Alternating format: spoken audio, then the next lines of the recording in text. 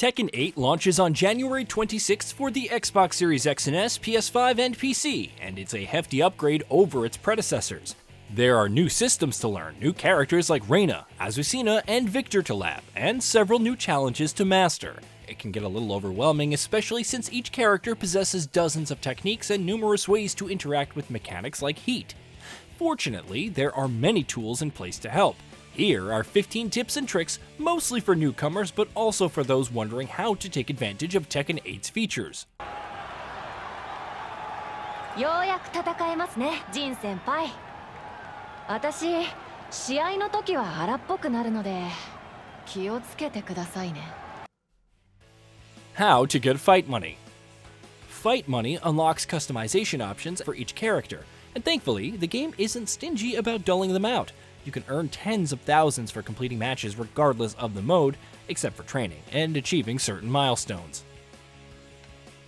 Bread and butter combos.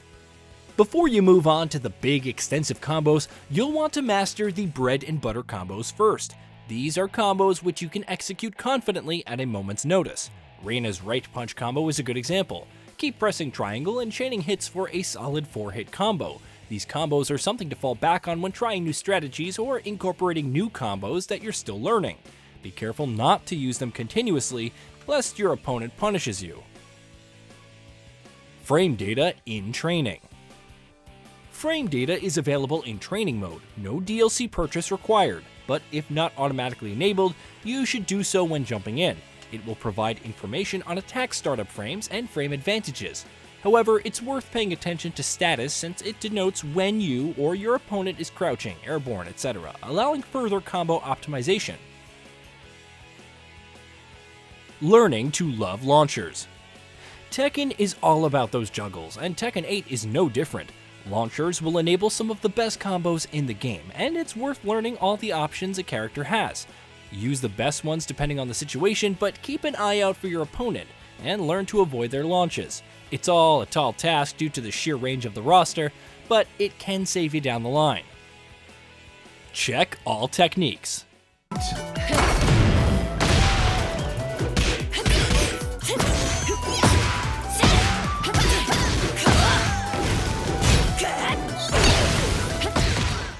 When you load into training and check the move list, there are two tabs, All Techniques and Main Techniques. The latter summarizes the combos and specialty skills that define a character. However, you'll want to check All Techniques since it can highlight certain combos and heat moves that wouldn't be mentioned otherwise. It's useful for mixing up your strategies while diving more in depth into a character. Practice, practice, practice combos. There are sample combos and combo challenges to complete in training, and you'll likely fail them repeatedly. Demos in the latter help when understanding how certain combos work, but you should be comfortable enough to perform them without seeing the commands on screen.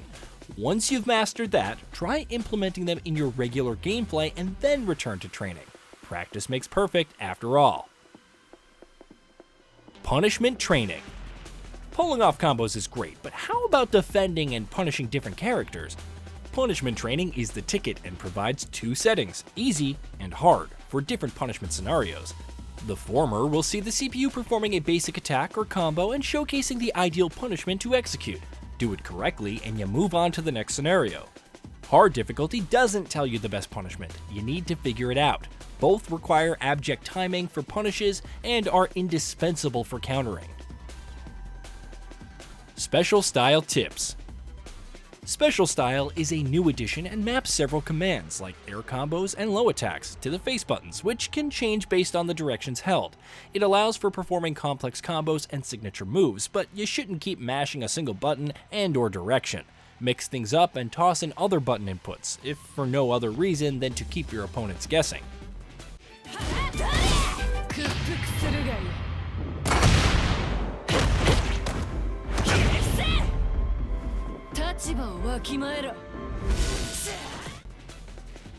Don't rely on Special Style.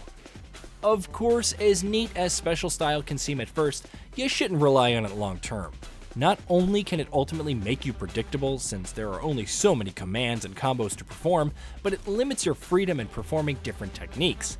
Again, use it to see what a character can do, then jump into training to learn their main techniques before delving further into all techniques. Heat Engager and Heat Smash. The heat system is the crux of Tekken 8's fighting system, and it's activated by pressing R1 on PS5 or right bumper on Xbox Series X and S. This performs a heat smash, a powerful attack with power crush properties. Press the button again to complete the maneuver, dealing extensive damage to an opponent if they don't block it. The other approach to activate heat is a heat engager.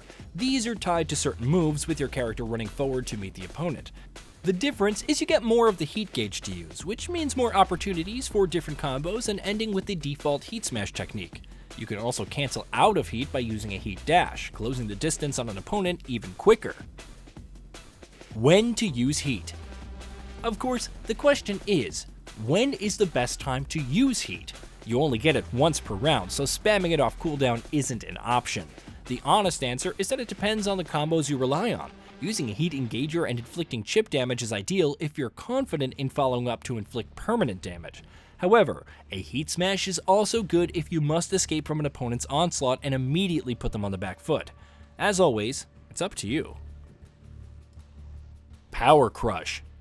Power Crush is an attack that gives a bit of super armor, absorbing damage from an opponent's attack while allowing you to retaliate. It's useful to create some distance when pressured, and the damage absorbed converts to recoverable health, which is not a bad trade. However, you want to be careful when to use them, especially if your opponent follows up with low attacks. Each character has multiple Power Crush options, so keep a few in your pocket. Grind Super Ghost Battle. Super Ghost Battle is unlocked after progressing through Arcade Quest and introduces various AI opponents to fight. These employ different strategies and increase in difficulty over time, making them ideal for live training. Since you can download other players' ghosts, it can also be ideal for learning from higher level players. Fight your ghost. Don't neglect to fight your ghost though, since it's based on your tactics, it can often reveal any bad habits or traps you fall into while playing. It allows for working around them and tightening your gameplay, which is always good. Find your character. It seems obvious, but it's one of the rules of fighting games. Find the character you'll have the most fun playing. They don't have to be the most meta or top tier. Pick a fighter, jump into a mode, whether Super Ghost Battle, Training, or Arcade, and try them out. Enable special style if desired, and see some of their techniques in action. Hey, did you know that we at Gaming Bolt upload new videos every day? Stick around, drop a like, subscribe, and hit that bell, and let us know what kind of content you'd like to see in the future with a comment below.